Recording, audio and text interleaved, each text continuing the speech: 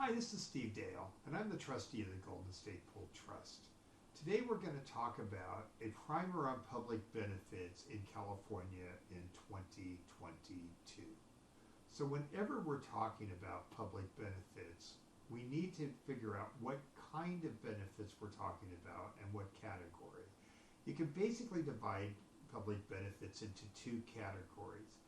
Needs-based benefits, which include supplemental security income, Medi-Cal, referred to as Medicaid in other states, which includes in-home support services, or IHSS, California's attendant care program, CalFresh, normally referred to as food stamps, and housing subsidy programs, including HUD and Section 8. Now, what's common with these programs is you have to show a need based on disability, but you also have to show financial need. Now, the other type of program we're going to talk about are the entitlements, which includes Social Security Disability, or SSDI, Childhood Disability Benefits, or CBD, and Medicare. Okay, so another way to look at this here is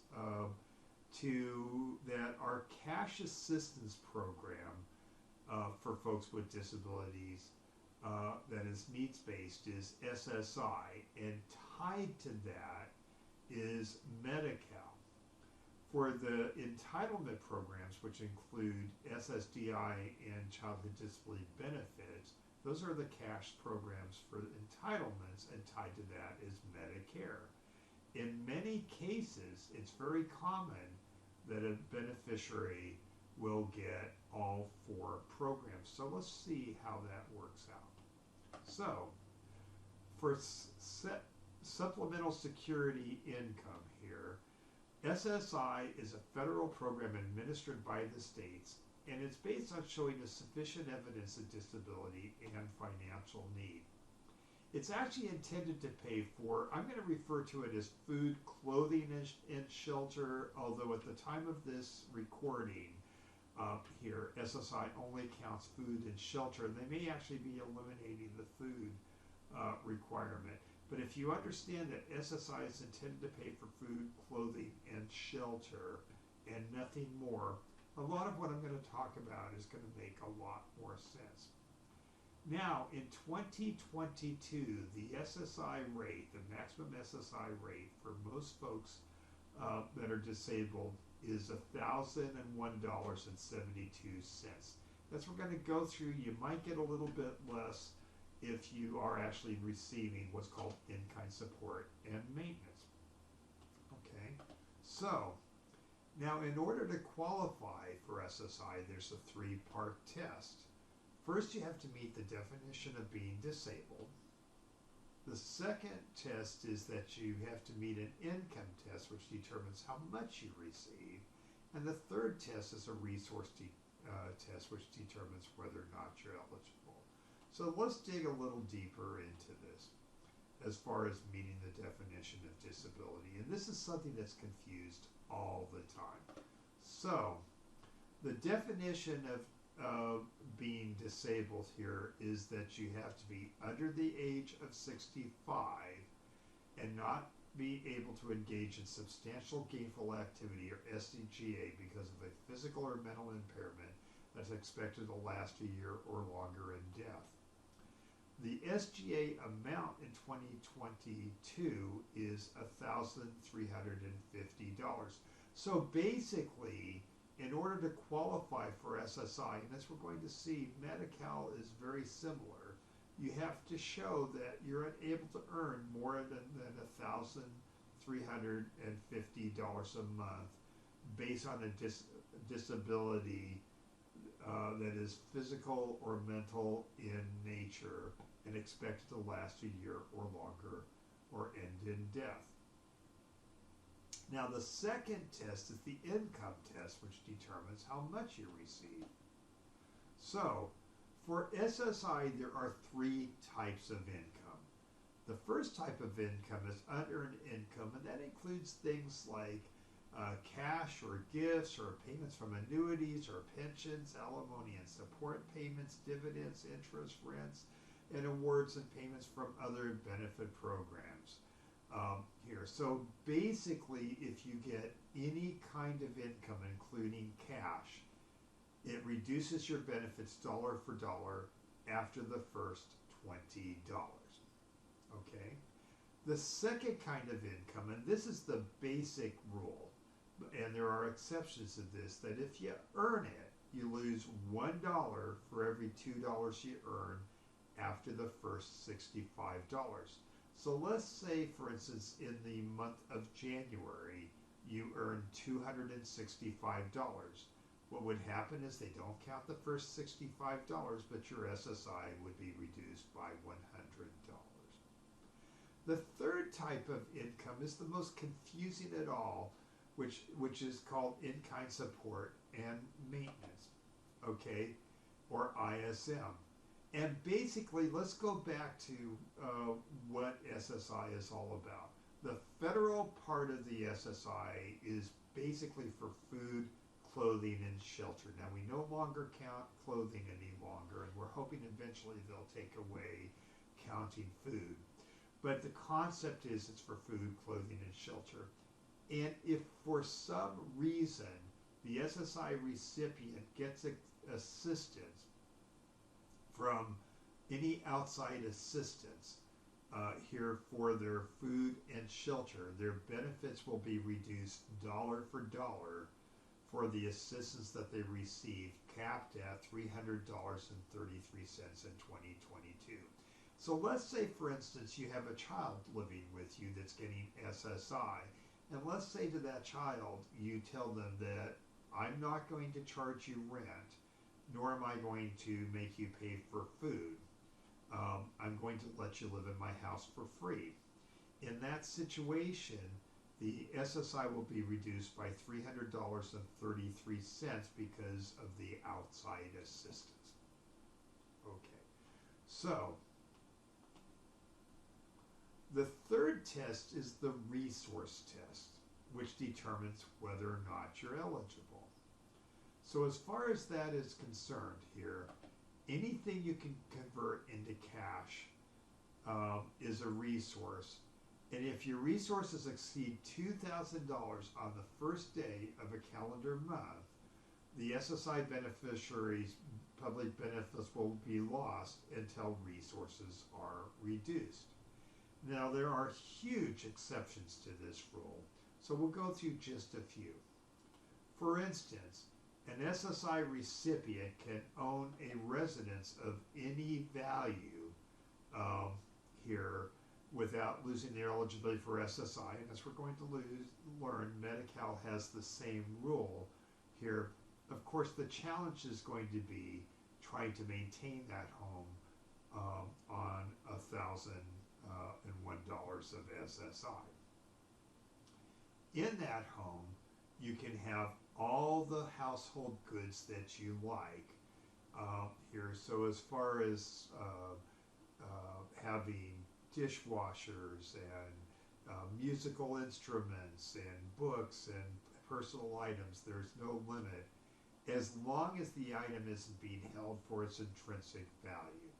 So for instance, if you're holding a valuable painting, basically not because it's a household item in the house, but you're holding it because of investment purposes, that's not going to work.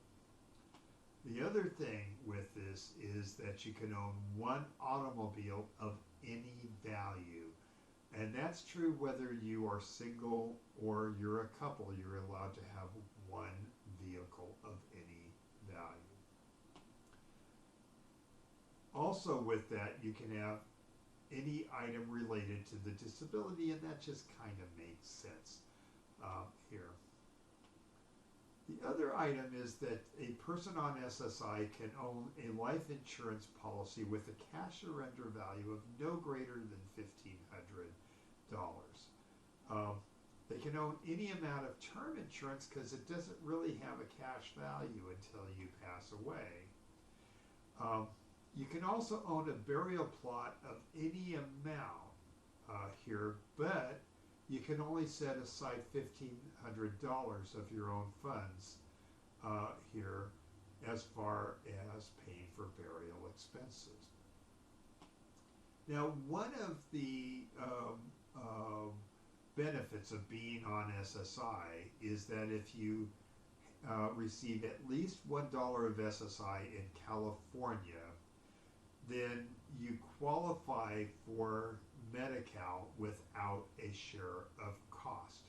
Now, I want to caution folks that this is not the only way to qualify for Medi-Cal, and in many cases here, the Medi-Cal, referred to as Medicaid, may be the most valuable benefit of all. So let's go through a little bit about Medi-Cal or Medicaid. There are different types of Medicaid programs here. Basically, Medicaid is a federally funded program and administered by the states. Every state has its own eligibility criteria, which can vary from state to state here. And if you're not in California, you really want to familiarize yourself with services in your state. So for Medi-Cal, federal law requires that it provides inpatient hospital services, outpatient hospital services, home health services, physician services, laboratory and x-ray services, and transportation to medical care.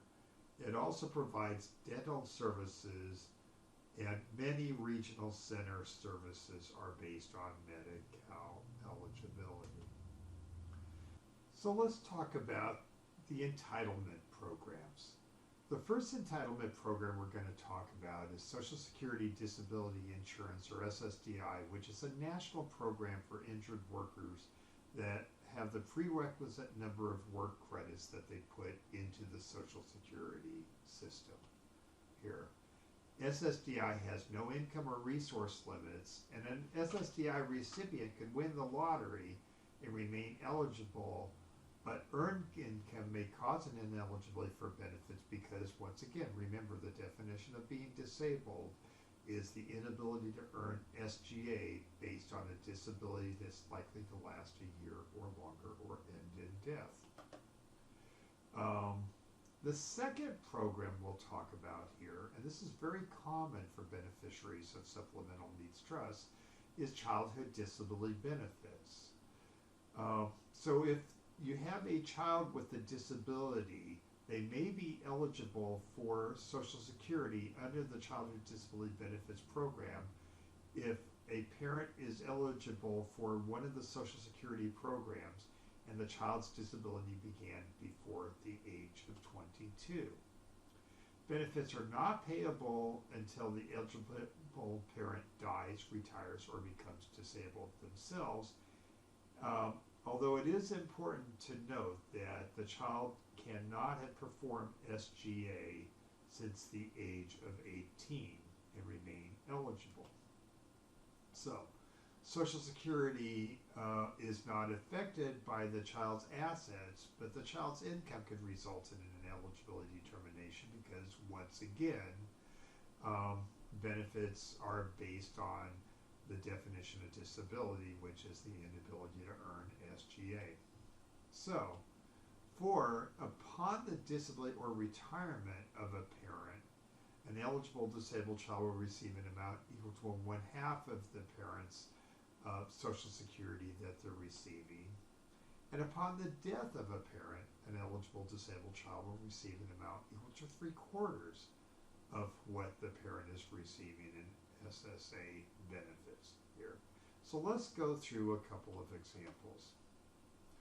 Let's say here that Helen, who's been disabled from birth, is receiving $1,100.72 in SSI monthly.